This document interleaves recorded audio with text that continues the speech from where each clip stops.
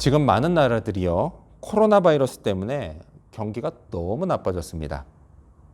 자, 그래서 이렇게 나빠진 경기를 살려보려고 다양한 부양책들을 내놓고 있습니다. 이건 미국도 마찬가지죠. 예.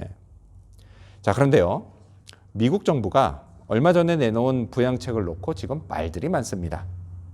자, 그 이유는요, 부양책 안에는 연방수사국 FBI 건물 신축 예산 17억 5천만 달러. 이게 한국 돈으로 환산하면 약 2조 원입니다. 이 큰 돈이 포함되어 있었기 때문입니다. 자, 논란은요, 크게 두 가지입니다. 하나는 그게 과연 코로나 바이러스랑 무슨 상관이 있느냐라는 것입니다. 자, 그리고 또 다른 하나는 그게 다 트럼프의 사적인 이익을 위한 거 아니냐라는 것입니다. 그럴 만도 한 것이요, FBI 건물 바로 맞은편에 트럼프 소유의 호텔이 있기 때문입니다. 자, 트럼프가요, 자기 호텔의 그 매출을 염두에 둔 그런 결정이 아니냐라는 거죠. 게다가요, 이 FBI 건물은 원래 10년 전부터 다른 곳으로 아예 이전을 추진하고 있었다고 합니다. 그런데 트럼프가 대통령이 되면서 이게 무산이 됐고, 그리고 그 이유를 워싱턴 포스트는 건물이 이전하고 그 자리에 경쟁 호텔이 들어올지 모른다는 트럼프의 우려 때문이었다라고 보도를 했습니다. 만일요, 이런 사람들의 의심이 이게 사실로 확인된다면 트럼프의 미래는 비참해질 것입니다.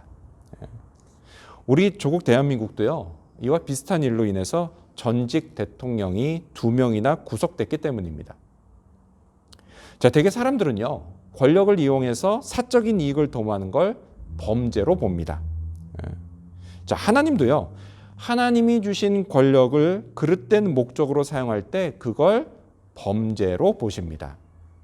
그래서요, 그 사람은 하나님의 책망을 받고 혹독한 대가를 치르기도 합니다. 하지만 반대로 주어진 권력을 그 목적에 맞게 사용하는 사람은 하나님의 칭찬을 받게 됩니다. 자, 오늘 우리가 살펴볼 본문에는요, 이런 일로 하나님께 책망을 받는 사람과 반대로 하나님께 칭찬을 받는 사람이 나옵니다. 자, 그래서 한 사람은 하나님께 수치를 끼치는 자, 이렇게요. 그리고 다른 한 사람은 나의 종이라고 불리게 됩니다.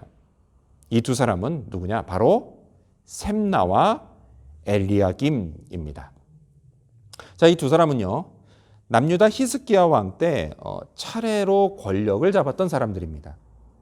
자, 이들처럼 나라를 다스리는 권력은 아니라 할지라도요, 우리 역시도 우리 삶의 자리인 가정과 그리고 직장과 교회에서 각자에게 주어진 권세가 있습니다. 그리고 이 권세를 어떻게 사용하느냐, 거기에 따라서 우리도 하나님께 수치를 끼치는 자로 불릴 수도 있고, 반대로 나의 종이라고 불릴 수도 있습니다. 자, 그렇다면 오늘은요, 이 두 사람, 셈나와 엘리야김을 살펴보고자 합니다. 우리가 하나님께 받은 권세, 그걸 잘못 사용했을 때 우리는 결국 어떻게 될까요? 그리고 또한 하나님은 어떤 사람에게 권세를 주시고 또한 그를 축복하실까요? 셈나와 엘리야김을 통해서 우리가 얻을 수 있는 교훈을 알아보고자 합니다. 자, 먼저 첫 번째로 우리가 알아볼 사람, 수치를 끼치는 자 셈나를 살펴보겠습니다. 먼저 첫 번째로 수치를 끼치는 자 셈나입니다. 여러분, 셈나는 어떤 사람이었을까요? 자, 오늘 본문이 시작되는 15절은요, 그가 국고를 맡고 왕궁 맡은 자라고 소개를 합니다. 국고를 맡았다라고 하는 건 뭐예요? 나라의 재정을 맡았다라는 겁니다. 그리고 왕궁을 맡았다라고 하는 건요, 왕이 내리는 명령, 그게 출납되는 것, 그게 시행되는 일을 맡았다라는 뜻입니다. 즉 뭐예요? 현재 셈나의 직책은 나라의 재정과 행정을 총괄하는 직책인 겁니다. 그래서 오늘 우리식으로 바꿔 말하면 뭐가 되냐? 셈나는 이 나라의 총리였습니다. 총리, 왕 다음 가는 권력자였다라는 겁니다. 자, 그런데 성경학자들은요, 이 셈나가 남유다 출신이 아니었을 거다라고 생각을 합니다. 왜냐면요, 16절이 이렇게 시작되기 때문입니다. 우리 16절을 같이 읽어볼까요? 읽습니다. 시작. 내가 여기와 무슨 관계가 있느냐. 아멘. 이 말이 무슨 얘기예요? 즉 이거예요. 너는 남유다와 관계가 없는 사람이다 라고 이야기를 합니다. 예. 자, 그리고 이 말대로요, 훗날 셈나가 애굽으로 망명을 하게 됩니다. 근데 그런 걸 봤을 때 이 셈나는 애굽 출신이었던 것 같습니다. 자, 그런데 그럼에도 불구하고 이 사람이 어디까지 올라가요? 총리까지 올라갔습니다. 최고의 권력자가 됐습니다. 자, 그렇다면 여러분, 당시 왕이었던 히스기야 왕, 이 히스기야 왕이 셈나에게 이토록 큰 권력을 준 이유가 뭐였을까요? 여러분, 그건요, 나라 재정을 잘 관리하고 또 백성들을 잘 돌보라고 그런 권력을 준 것입니다. 그리고 이걸 통해서 왕과 그리고 이 나라의 진정한 주인이신 여호와 하나님께 충성하라고 준 것이었습니다. 다윗의 집과 하나님의 영광을 빛내라고 준 것이었습니다. 하지만요, 그는 이 기대에 어긋났습니다. 자, 권력이 생기자 어떻게 됐어요? 교만해졌습니다. 권력을 손에 쥔 이 셈나가 교만해지자, 그러자 그 권력을 이용해서 자기 이득을 챙기기 시작했습니다.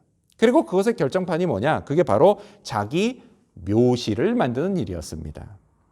우리 16절을 계속 읽어볼까요? 계속 읽습니다. 시작. 여기에 누가 있기에 여기서 너를 위하여 묘실을 팠느냐? 높은 곳에 자기를 위하여 묘실을 팠고 반석에 자기를 위하여 처소를 쪼아내었도다. 자, 이 말씀에 나오는 묘실, 이 묘실이 뭐냐면요, 왕들이나 묻힐 수 있는 묘실을 말합니다. 자, 구약 성경 역대하를 보면요, 여러분 아마 역대하를 쭉 읽어보신 분들이 이걸 기억하실 거예요. 남유다 왕들이 죽으면 그때 이 왕들이 묻히는 열왕의 묘실이라는 게 나옵니다. 기억나세요? 지금 여기 이사야 말씀에 나오는 이 묘실이 바로 그 열왕의 묘실을 이야기하는 겁니다. 여러분, 여기는요, 다윗 왕가의 묘실이에요. 자, 하지만 셈나 어떤 사람이요, 왕족도 아닙니다. 그러면서도 자기가 가지고 있는 그 권력을 이용해서 거기에 자기 묘실을 파는 아주 그냥 교만과 허세를 부렸던 겁니다. 그래서 하나님이 어떻게 하세요? 이사야 선지자를 통해서 그를 책망하셨습니다. 자, 근데 여러분, 이런 셈나의 모습은요, 사실 오늘 우리에게도 있습니다. 여러분, 우리도요, 원래는 하나님과 아무 상관없는 사람들이었습니다. 하지만 어떻게 됐어요? 하나님이요, 그런 우리에게 은혜를 베풀어 주셨습니다. 다른 거 안 보셨어요. 오직 믿음만 보시고 우리를 자녀로 삼아 주셨습니다. 그리고 하나님의 자녀라고 하는 권세를 주셨습니다. 여러분, 이 권세가 뭐죠? 이거예요. 먼저는요, 모든 죄를 용서받는 겁니다. 또한 영혼이 자유로워지는 겁니다. 하나님의 도우심을 받는 겁니다. 천국에 들어가게 되는 겁니다. 여러분, 이게 얼마나 큰 권세인지 아십니까? 돈을 아무리 많이 줘도요, 이런 권세는 어디서도 얻지를 못합니다. 자, 우리에게요, 이런 권세가 주어졌다라고 한다면, 여러분, 우리는 마땅히 그 권세를 주신 하나님의 영광을 위해서 살아야 합니다. 근데 그렇지 않고 내가 죄를 용서받는다 라고 해서 죄 짓는 일에 무감각해지거나, 내가 영혼이 자유로워졌다라고 해서 그냥 감정이 끌리는 대로 막 산다거나, 하나님이 도와주신다고 해서 그냥 게으르게 살거나, 천국에 들어간다고 해서 오늘 이 땅에서의 삶을 열심히 살지 않는다라고 한다면요, 여러분, 이건 하나님의 영광을 위해서 사는 것이 아닙니다. 만일 우리가 이렇게 살 때요, 하나님은 우리를 경고하십니다. 경고하세요. 자, 하나님은요, 셈나에게 이렇게 경고하셨습니다. 우리 18절 말씀을 같이 읽어볼까요? 읽습니다. 시작. 반드시 너를 모질게 감싸서 공같이 광막한 곳에 던질 것이라. 주인의 집에 수치를 끼치는 너여, 내가 그곳에서 죽겠고 내 영광의 수레도 거기에 있으리라. 아멘. 하나님이 뭐라고 경고하세요? 셈나를 공처럼 돌돌 말아서 광활한 땅에 던져버리시겠다라고 경고하십니다. 근데 여러분, 저는요, 이 말씀을 읽을 때 옛날 영화의 한 장면이 떠올랐습니다. 궁금하죠? 어떤 장면인지. 함께 보시겠습니다.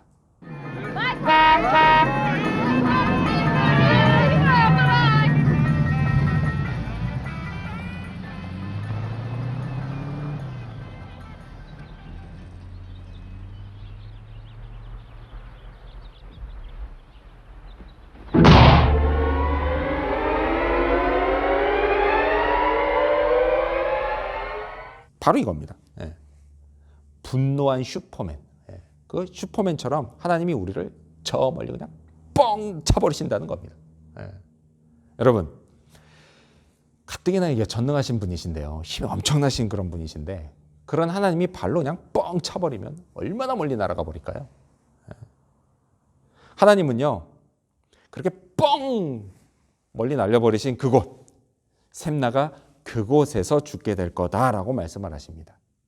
그런데 그러면서 흥미로운 말씀을 하세요. 그게 뭐냐? 거기에 샘나의 영광의 수레도 있을 거다라고 말씀을 하십니다. 여러분, 이 영광의 수레가 뭘까요? 다른 거 아니에요.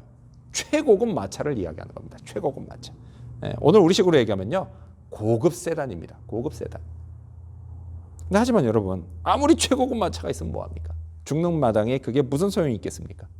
오히려요, 그 마차를 보면서 이야, 진짜 인생이 허무하구나, 이런 걸 느끼지 않을까요? 근데 이와 마찬가지로요, 만일 우리도 하나님의 영광이 아니라 나의 영광을 위해서 살아간다면 하나님은요, 그런 우리도 멀리 차버리시고 우리가 그토록 소중하게 여겼던 좋은 것들을 아무 소용없는 것으로 만들어버리십니다. 여러분, 이 샘나가요, 교만과 허세를 부렸을 때, 그때 그 모습을 보는 백성들, 그 백성들이요, 샘나에게 권력을 준 히스기야 왕을 얼마나 욕했을까요? 열왕의 묘실이 엉망이 되어가는 걸 보면서 사람들이 다윗 왕가를 얼마나 비웃었을까요? 자, 이렇게 샘나는요, 주인의 집이 수치를 당하게 했습니다. 그래서 하나님은 그를 뭐라고 하죠? 수치를 끼치는 자라고 부르셨던 겁니다. 그리고 징계를 내리십니다. 19절 말씀을 보면요, 내가 너를 내 관직에서 쫓아내며 내 지위에서 낮추리니 라고 말씀을 하십니다. 하나님은요, 그를 낮추셨습니다. 높아진 권세를 도로 회수하셨습니다. 따라서 여러분, 우리는 우리를 자녀로 삼아주신 하나님, 그 하나님의 뜻을 따라 살아야 합니다. 내게 주신 크리스찬의 권세로 하나님의 영광을 위해서 살아야 합니다. 나로 인해서요, 내 가족과 내 주변 사람들이 축복을 받아야 합니다. 그렇지 않고 반대로 만일 내 이기적인 말과 행동으로 인해서 남들로부터 예수 믿는 사람 맞아? 하나님을 믿는 사람이 어떻게 그래? 야, 더하면 더했지 덜하지 않는다니까. 이런 말을 듣게 된다면 여러분, 그건요, 하나님이 수치를 당하는 일이 되는 겁니다. 여러분은 수치를 끼치는 자가 되기를 원하십니까? 그렇지 않은 줄로 믿습니다. 따라서 교만하지 않고 겸손하게 하나님의 뜻을 따라 하나님의 영광을 위해 살아갈 수 있게 되는 저와 여러분이 되시기를 축원합니다. 두 번째로 우리가 살펴볼 두 번째 사람은 누구냐? 내 종, 하나님의 종 엘리야김입니다. 두 번째로 내 종, 하나님의 종 엘리야김입니다. 자, 우리 20절과 21절 말씀을 읽어볼까요? 네, 20절과 21절입니다. 시작. 그날에 내가 힐기야의 아들 내 종 엘리야김을 불러 내 옷을 그에게 입히며 내 띠를 그에게 띄워 힘있게 하고 내 정권을 그의 손에 맡기리니 그가 예루살렘 주민과 유다의 집의 아버지가 될 것이며. 아멘. 자, 하나님이요, 엘리야김을 내 종이라고 부르십니다. 자, 성경에서요, 하나님께 내 종이라고 불린 사람이요, 그리 많지 않습니다. 누가 있을까요? 아브라함, 모세, 그리고 다윗, 그리고 이사야 선지자, 그 정도뿐입니다. 별로 없어요. 자, 그만큼 하나님이 보시기에 이때 당시 엘리야김은 괜찮은 사람이었습니다. 자, 앞서서요, 교만과 허세로 책망을 받은 샘나, 그 샘나하고 달리 그는 겸손하고 충성하여서 하나님께 칭찬을 받는 사람이었습니다. 자, 우리가 읽었던 21절을 보면요, 하나님이 뭐라고 하시죠? 그에게 입히며 그에게 띠를 띄워 그의 손에 맡기리니 라고 말씀하십니다. 자, 이렇게 샘나에게 있었던 권력, 그 권력을 하나님이 직접 엘리야김에게 옮기겠다라고 말씀을 하십니다. 그리고 그 결과가요, 성경에도 나옵니다. 자, 훗날 아수르 군대가 쳐들어옵니다. 여기 예루살렘에요. 그때 히스기야 왕이 3명의 신하를 협상단으로 꾸려서 보냅니다. 그리고 그들의 명단이 이렇습니다. 우리 이사야 36장 3절 말씀 같이 읽어볼까요? 읽습니다. 시작. 힐기야의 아들 왕궁 맡은 자 엘리야김과 서기관 셈나와 아삽의 아들 사관 요아가 그에게 나아가니라. 자, 여기 보면 3명의 이름이 나오죠. 누구죠? 엘리야김, 셈나, 요아가 나옵니다. 자, 근데 보세요. 이때는 왕궁 맡은 자로 누가 나와요? 엘리야김이 나옵니다. 왕궁 맡은 자예요. 이때 당시. 그리고 셈나는 뭐로 나와요? 그보다는 관직이 한참 낮은 서기관으로 나옵니다. 지위가 바뀐 거예요. 지위가요. 하나님이 바꾸셨습니다. 교만한 셈나는 낮추시고 겸손한 엘리야김은 높이셨습니다.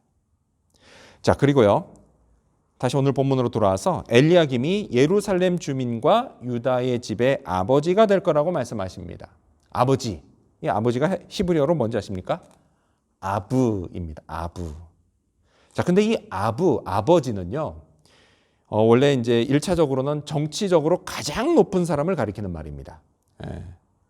자, 그런데 그 가장 높은 사람을 하필이면 왜 아버지라고 불렀을까요? 사실 뭐 이렇게 보면은 뭐 형님도 있잖아요. 형님 뭐 이런 것도 있을 텐데요. 근데 형님이 아니라 아버지라고 불러요. 그게 뭐냐? 아버지라고 부를 땐요. 거기에는 권력자가 권력을 함부로 휘두르면 안 된다라고 하는 뜻이 내포되어 있습니다. 권력자는요. 마치 아버지가 자녀를 돌보듯이 아버지의 마음으로 백성들을 보살피고 또한 희생적인 사랑으로 돌봐야 한다라는 뜻이 담겨 있습니다. 자, 이스라엘, 남유다 어떤 나라예요? 신정국가입니다.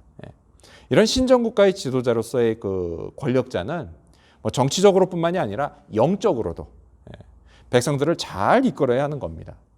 백성들이 하나님을 잘 믿고 축복을 받게 해야 합니다. 이게 바로 권력을 주신 하나님의 목적입니다. 자, 그런데 여러분, 그걸 실현해내는 게 쉬운 일일까요? 아니요. 어렵습니다. 여러분, 이거는요, 하나님의 손길이 없으면 불가능합니다. 그렇기 때문에 권력자는 반드시 하나님께 충성해야 하는 것입니다. 그리고 이 당시 엘리야김이 그랬습니다. 그는 하나님께 충성했습니다. 그래서 하나님으로부터 나의 종이라는 말을 들었던 겁니다. 자, 그리고 여러분 이건요. 한 나라뿐 아니라 가정도 마찬가지입니다. 하나님이 권위를 부여하시고요. 그래서 나를 남편과 아버지, 곧 가장이 되게 하신 이유는요. 나를 통해서 아내와 자녀들이 하나님 잘 믿고 축복을 잘 받게 하시려고 그렇게 하신 겁니다.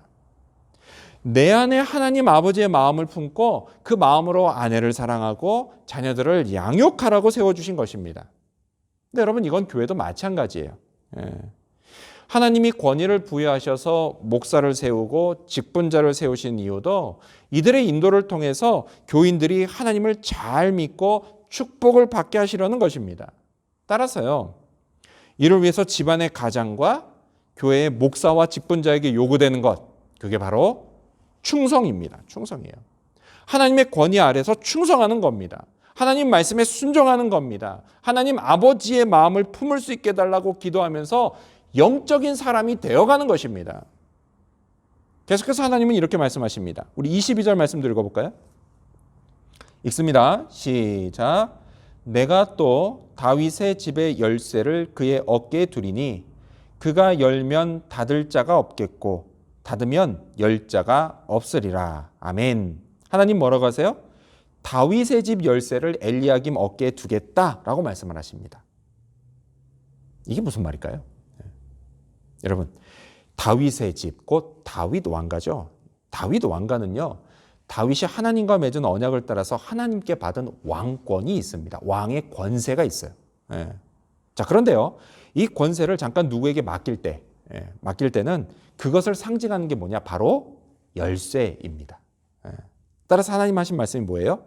하나님은요, 다윗 왕가의 권력을 엘리야김에게 맡기시겠다라고 말씀하신 거였습니다. 자, 그리고 그 권세를 막을 자가 없게 하겠다라고 말씀하십니다. 자, 이처럼 하나님은요, 겸손하고 충성하는 자에게 권세를 주시고 그리고 그를 축복하십니다. 근데 놀라운 건요, 이 축복을 당사자뿐만이 아니라 그의 가족까지도 받게 하신다라는 사실입니다. 자, 24절을 보면요, 하나님 계속해서 이렇게 말씀하시죠. 그의 아버지 집에, 여기서 그애는 누구냐? 엘리야김이에요.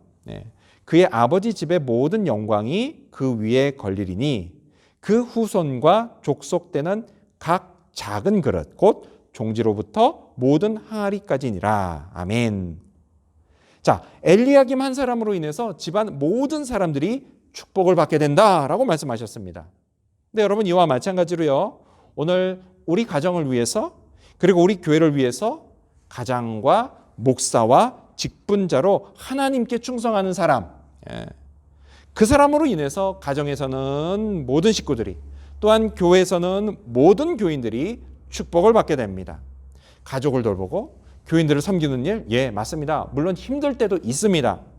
하지만 그때마다 주님께 기도하면서 도우심을 구하고 그리고 성령으로 충만해지기를 구하는 사람을 하나님이 알아주십니다. 그리고 그 사람을 통해서 능력을 나타내십니다. 놀라운 일이 일어나게 해주십니다. 그리고 그가 있는 그곳을 축복의 자리로 만들어주십니다. 따라서 여러분이 바로 그 사람이 되고 싶지 않으십니까?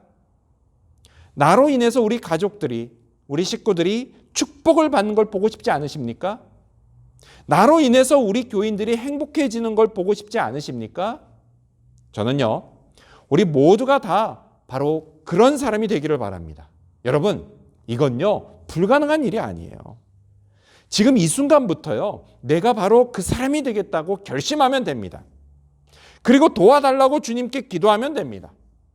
나를 만들어 가시는 하나님의 손길에 순종하면 됩니다.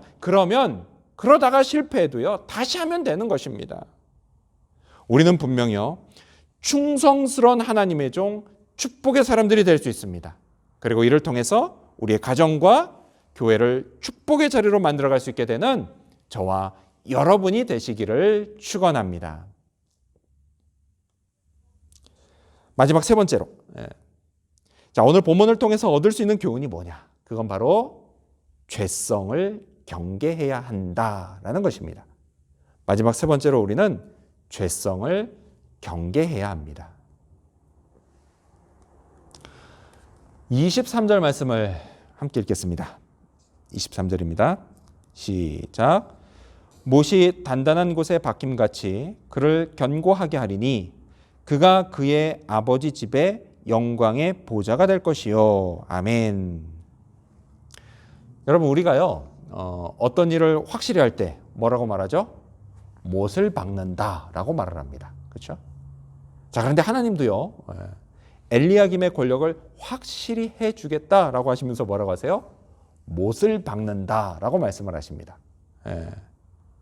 자, 그렇게 엘리야김은요, 히스기야 왕 다음 가는 절대 권력자가 됩니다. 자, 그렇다면 이때 이후로 엘리야김의 이 절대 권력은 어떻게 됐을까요? 여러분, 혹시요, 존 달버그 액턴경을 아십니까? 사실 이 사람은 몰라도요, 괜찮습니다. 아무 문제 없어요. 사는데 지장 없습니다. 근데 여러분, 아마 이 사람은 몰라도 이 사람이 했던 말은 아실 겁니다. 유명한 말이죠. 권력은 부패하기 쉽고 절대 권력은 절대 부패한다 입니다. 그렇습니다. 이 말처럼요, 엘리야김의 권력도 부패하고 맙니다. 참 희한하죠. 하나님의 종이라는 말까지 들었던 사람인데요, 이렇게 되는 걸 보면요, 정말 희한합니다. 희한해요. 그만큼 뭐예요? 권력의 유혹 앞에 인간의 의지는 한없이 약하다라는 겁니다. 권력이 주어졌을 땐 처음에는 그렇지 않다가도요, 시간이 흐르면 흐를수록 점점 이 권력을 이용해서 자기 욕심을 채우는 일들이 벌어집니다. 그 정치부 기자로서요, 청와대에 꽤 오랫동안 취재하셨던 분이 이런 이야기를 하셨습니다. 정권을 잡고 청와대에 들어간 사람들이 처음에는 안 그런답니다. 그런데 한 달이 지나고 6개월이 지나고 1년이 지나면 점점 변해가더라는 겁니다. 이런 모습은요, 진보 정권이든 보수 정권이든 다를 바가 없었다라고 이야기를 하십니다. 이 같은 권력의 속성, 거기에요, 인간의 죄성이 딱 결합을 하면 권력을 가진 자는 부러지고 맙니다. 하나님은요, 엘리야김에게 벌어질 일을 이렇게 말씀하셨습니다. 자, 우리 성경으로 돌아서 25절 말씀 같이 읽어볼까요? 읽습니다. 시작.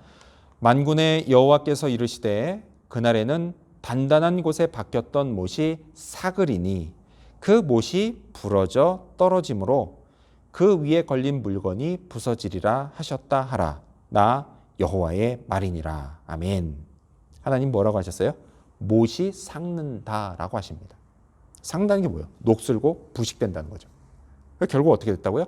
부러지고 떨어진다라고 말씀하십니다. 자, 이처럼 엘리야김도 부러지고 맙니다. 결국 샘나의 길을 걷고 맙니다. 왜 이런 일이 벌어졌을까요? 그가 왜 갑자기 변했을까요? 24절의 축복의 말씀이 있자마자 곧바로 다음 절인 25절에 왜 이런 반전이 벌어졌을까요? 하지만 여러분, 사실 급반전은 없었습니다. 무슨 얘기냐?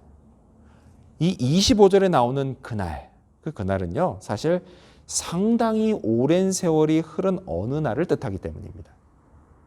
이 예언대로요, 엘리야김은 권력이 부패하는 걸 즉각 깨닫지 못할 만큼 아주 서서히 타락해 갈 것이었습니다. 그렇게 오랜 세월이 지난 어느 날 임계점에 딱 도달했을 때 뚝 하고 부러져 버릴 것이었습니다. 권력을 빼앗기고요, 지위가 낮아질 것이었습니다. 그리고 축복도 끊어질 것이었습니다. 여러분, 이처럼 인간의 권력은요, 결코 영원하지 않습니다. 그만큼 인간의 죄성이 무섭다라는 겁니다. 그리고 이런 비극은 비단 엘리야김 한 사람으로 끝나지 않았습니다. 하나님은요, 부러진 못 위에 걸려있던 물건, 그 물건도 함께 떨어지고 부서질 것이다 라고 말씀하십니다. 엘리야김으로 인해서 함께 축복을 누렸던 집안 모든 사람들 역시도 나락으로 떨어질 것이었습니다. 그들도 축복이 끊어지고 눈물과 고통의 순간을 맞이하게 될 것이었습니다. 이와 마찬가지로요, 오늘 우리 집안의 가장인 내가 타락했을 때요, 나뿐만이 아니라 우리 가족 모두가 고통을 받는다는 사실을 기억하시기 바랍니다. 교회 목사, 직분자들, 이들이 타락하고 범죄했을 때에도 그들은 물론이고 모든 교인이 똑같이 고통받는 사실도 기억하시기 바랍니다. 기쁨이 변해서 슬픔이 되고 축복의 자리가 변해서 눈물의 자리가 되고 맙니다. 따라서 여러분, 우리 모두는요, 내게 권세가 주어지고 또한 축복이 임할 때 나를 서서히 부러뜨릴 수 있는 내 안의 죄성을 경계해야만 합니다. 내 의지만으로는 죄성을 이길 수 없다는 사실을 일찍 깨달아서 하나님을 의지해야 합니다. 성령께서요, 나를 바른 길로 인도해 주시기를 간구해야 합니다. 성부 하나님께 늘 충성하셨던 우리 주 예수님을 본받아야 합니다.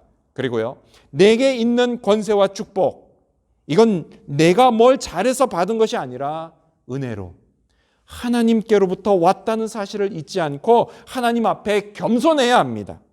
그렇게 하나님의 영광을 위해서 살아가는 우리를 하나님이 기뻐하십니다. 그리고 우리를 당신의 종으로 부르시며 우리를 통해 우리 삶의 자리들을 회복하시고 그리고 하나님의 나라로 든든히 세워 나가실 것입니다. 우리가 영광의 그날을 맞이하게 해 주실 것입니다.